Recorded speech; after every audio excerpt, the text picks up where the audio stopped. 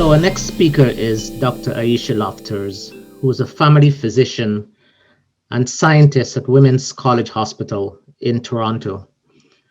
She's an associate professor at the University of Toronto in the Department of Family and Community Medicine and a scientist at the Institute for Clinical Evaluation Sciences. She currently holds a chair in implementation sciences from the Peter Gilligan Center for Women's Cancers in partnership with the Canadian Cancer Society. Her research interests include cancer screening, immigrant health, and health equity. So, Aisha, you can proceed. Thank you very much, Ken, and happy to be here. And I'm going to say good afternoon and good morning because I know participants are phoning in from different parts of the world. So I'm just going to take one quick second because I was listening to the conversation before, and I noted that one of the comments with regards to genetic testing was that in Canada and in Ontario, it's not always covered under OHIP, which is our Universal Health Insurance Plan. But what we do know is that Black people who actually are eligible for genetic testing that would be covered are still less likely to have genetic testing done. So I just encourage everybody who is participating just to make sure to really know your family history when it comes to cancers, and that definitely there is more opportunity for genetic testing. So that's a plug that has nothing to do with my talk. I just had to say that because of hearing the previous conversation. You also might be wondering why there is a family physician who works at a Center for Women's Cancers presenting here today at this conference. But the reason, as Ken mentioned, I'm actually a researcher most of the time, and my research has really been focused around cancer screening and disparities and inequalities. So looking for where in the cancer journey there are opportunities to increase and improve quality of care and improve screening and prevention for marginalized groups. And that includes people who are racialized, racial minorities in Canada, including Black people, which is how I came into this world of prostate cancer and connecting with the Walnut Foundation. So specifically today, I'm going to be talking about the need for race-based data in the Canadian context. So I'm just going to talk briefly about what we know about prostate cancer in Canada among Black men.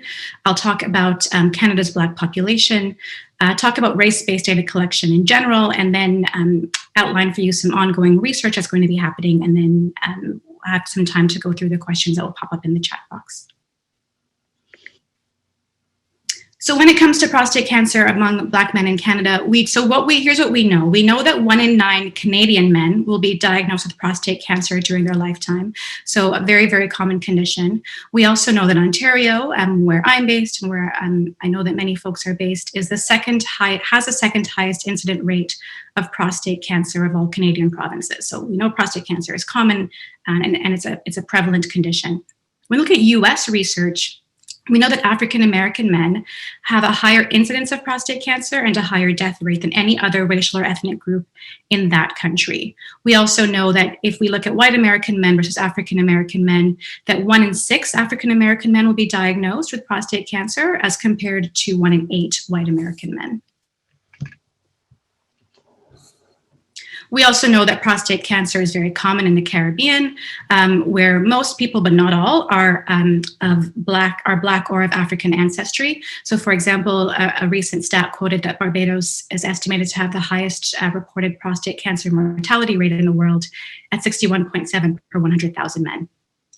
When we look at the data in the scientific literature, prostate cancer, it seems maybe less common in sub-Saharan Africa, but we're not really sure if this is actually true or if this just reflects poor quality data. So for example, not having cancer registries and perhaps particular cancers and cancer types not being well documented across the continent. Now, lots of research has been done, but I think there's to date not been a really firm definitive answer as to why these differences in prostate cancer incidence and mortality exist for Black men. Lots of theories have been postulated with evidence certainly behind some of them. So these could be issues around social disparities, economic disparities, especially in countries like the US, where you have to pay for healthcare. Certainly the genetic component is being investigated, and we've talked about that earlier today. So associated perhaps with being of West African ancestry, which is where, especially for the Caribbean, most people would have ancestry from Western Africa. Environmental factors have been investigated, even environmental exposures in childhood or factors around diet, etc. And then, of course, if we're thinking about not just incidence, but mortality, access to quality healthcare and high quality healthcare is always a question that comes up. But if you'll recall, the title of this slide is about prostate cancer among Black men in Canada, and much of what I quoted on the previous slide was from the Caribbean or was from the US. So when it comes specifically to knowing what is the incidence of prostate cancer in Canada among Black men, we don't know the answer. When it comes to survival rates of prostate cancer among Black men in Canada, we do not know the answer to that. When it comes to, are there differences when it comes to treatment? We know that there are specific treatments that are recommended, and, are Black men versus other men receiving the best quality treatment? Are there differences? We don't know the answer to that question. And we also don't know if there are differences in stage of diagnosis for Black men versus other men in Canada for prostate cancer. So, one question that comes up is, can't we just assume that what is true for the US and the Caribbean is true for Canada? Well, as a researcher, I would say, no, we can't. We know that in Canada, we have universal healthcare, meaning that we don't have to pay for healthcare, which distinguishes us from the US and many parts of the Caribbean. And, if access to healthcare is an issue, then there might be differences there. There are different social contexts. It's just a different social milieu that we live in as Black people in Canada versus as Black people in the Caribbean or in the US. And there are also very different immigration patterns as well. So people coming from very different parts of the world that make up the Black population in Canada, which could also play a factor, which is why this is an important question to answer in the Canadian context. So I'm going to talk just a little bit about Canada's Black population to illustrate what I mean by that. So first of all, 3.5% of Canada's population identifies Black. So it's a pretty small percentage, but it's also 1.2 million people. Again, this is a bigger number than many nations around the world. So it's a sizable number of people that we're talking about. So unlike in the US, where less than 10% of African Americans are born outside the country, in Canada, actually more than half of Canada's Black population is born outside the country. Before 1981, the most common source countries for Black immigrants were Jamaica, where my family hails from, and Haiti. But now, since that time, there's really been a diversity of countries that people immigrate from. And Black Canadian immigrants come from 125 different countries, and actually mainly from Africa. So in 2016, when we look at data from the Canadian census, the Black population was also younger than the total population in Canada, which might play a role. So the median age was 29.6 years versus 40.7 years for the total population. In the most recent years, so from 2011 to 2016, 30% of Black immigrants actually came as refugees as well. So very different than what was happening in the 80s and before. So I talked before that the most common countries in the early 80s and before was Haiti and Jamaica. But right now, the top source countries include many countries in Africa. So Nigeria, Eritrea, Somalia, Ethiopia, Cameroon, DRC, and Cote d'Ivoire, and Jamaica and Haiti are still there as well.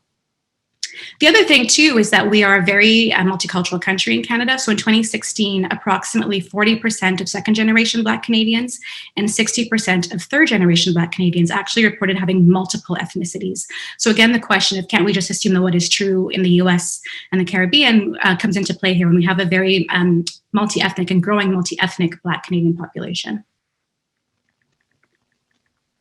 So this graph just illustrates it's from the Canadian census from 2016, just with regards to ethnic origins. And you can see that as far as who's in Canada right now. So we still have Jamaican at the top, but other African origins being second. And you can see that the dark green represents a single ethnic origin, but the light green represents multiple ethnic origins. And you can see lots of light green here, again, illustrating there's lots of people who are, lots of members of the Black population who are multiracial at this point.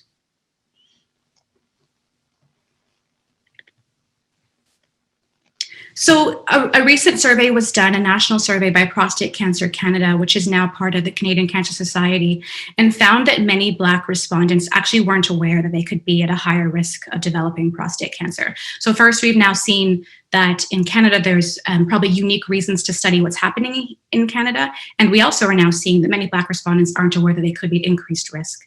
So from my perspective, I think this really shows that research on prostate cancer in Canada for Black men requires urgent investment. And to do this, however, requires the collection of race-based data. One of the issues is that in Canada, we don't collect race routinely. So it's not possible, those questions that I had on an earlier slide about what's the incidence, survival, stage of diagnosis, currently we have no data to really look at to tell us those answers. So this has come up in a different context, which is the COVID-19 context. So there was a recent letter to Doug Ford that was sent from a group of 192 organizations who were calling on the Ontario government to collect race-based data. And there was a quote in the letter that I think is a compelling one, and it's applicable across a broad range of health conditions, which is, we cannot address what we cannot measure. And ultimately, after some quite a bit of advocacy, race-based data is now being collected for COVID-19. And we now see a lot in the news about the fact that Black Canadians get sick more often and have higher levels of morbidity from COVID-19 than other racialized groups. But nothing is straightforward, and there definitely are concerns when it comes to race-based data, which have come from Black communities and are all very, very justified. So some of the concerns that have been raised is the idea of further stigmatization of Black communities. So Black people have experienced systematic racism, and there's much concern that these data could be used to continue to stigmatize people. So for example, if we know that data might show, like in other contexts, that Black people might be less likely to have higher education or more likely to be incarcerated. And that, I think the reasons can be obvious for that, but some people can turn around and say, that's because Black people are inferior, Black people are more predilection to criminal activity, et cetera. So there is the possibility, if not done correctly, that this can be used to further stigmatize Black communities. There's also the concern of data being collected, but not used to lead to change. So there's no point in collecting these data if they're just going to sit somewhere in a spreadsheet or in a document and no one's actually using them to improve health and improve people's well-being. Misinterpretation of data, as I mentioned, people can take data and misinterpret it and misinterpret what the findings mean. When some of the data around COVID-19 came out, for example, there were some high officials in public health who said, oh, maybe it's because of genetics, and not recognizing the fact that it was because Black people are more likely to work in positions of being essential workers and to, in those jobs to have less exposure to having good personal protective equipment, more likely to have to ride the subway, et cetera. There's also lack of trust. So there's a longstanding history in research of racism that's been experienced by Black communities and Indigenous communities as well in the Canadian context. So this can often mean a lack of trust in participating in research and like, what is this research for? What are you going to do with my data? And again, well justified if we look historically at what has experiences of racism that have happened in the research world. Then there's also the concern that not enough information will be collected. So again, I just went through some slides talking about how diverse the Black population in Canada is. So in a multicultural environment like Canada, is it enough to just say, is somebody Black or not? Do we want to find out more about them beyond just a yes or no to that question? And this was actually an article written by a colleague of mine that says, until Canada protects Black lives, race-based COVID-19 data could be a danger. So again, just highlighting that to do race-based data collection can be harmful if it's not done correctly. So all this to say that although I very much am an advocate for race-based data collection, safe processes need to be developed, and this needs to happen in partnership with Black communities to make sure that the data is used appropriately and is used to improve people's health. So with that in mind, I just want to tell you quickly about some ongoing research that's going to be happening that is exciting, and hopefully I'll be coming back to you to present findings next year or going forward.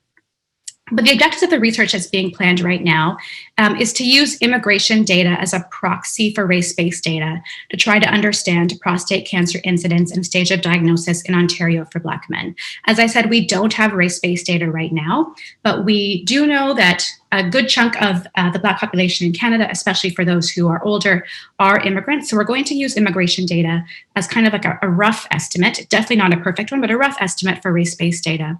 We also are going to use these data to try to understand, are there differences in prostate cancer when it comes from men who have immigrated from the Caribbean versus those coming from West Africa versus those coming from East Africa and South Africa, and then versus other immigrant men and then men born in Canada.